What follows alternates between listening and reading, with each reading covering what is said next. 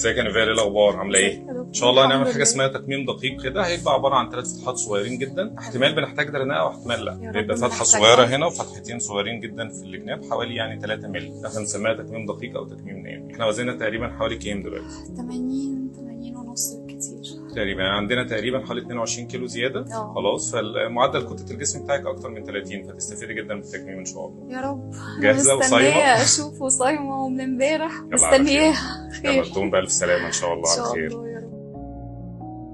ازيكم؟ انا نيفال يوسف، عامله العمليه عند دكتور عبد الرازق محمد، تكميم المعده النانو. لسه من اسبوع، انا مفيش اي وجع حسيت بيه. انا من اول ما فوقت من البنج ضغطي عالي شويه، هو ده اللي عمل لي صداع، لكن اكتر من كده ما كنتش اعرف ان جسمي فيه جروح نفسها حتى. فبالنسبه لوجع جروح مفيش مطلقا. تاني حاجه، الوزن فرق واللبس فرق، البطن اللي كانت من فوق ما بقتش موجوده، يعني انا حسيتها ابتدت تبقى فلات خلاص. البنطلون لقيته ابتدى يوسع عليا، ده مجرد اسبوع واحد. نفسيا فرق بطريقه رهيبه، حاسه ان انا اخف، عندي طاقه ان انا اعمل اي حاجه. بعد ما خرجت من المستشفى بيوم انا ابتديت اعمل تجديدات في البيت ودهنت الاوضه بنفسي، فاللي هو مش هتحسوا ان انتوا عاملين عمليه اصلا. دكتور عبد الرازق بجد ممتاز.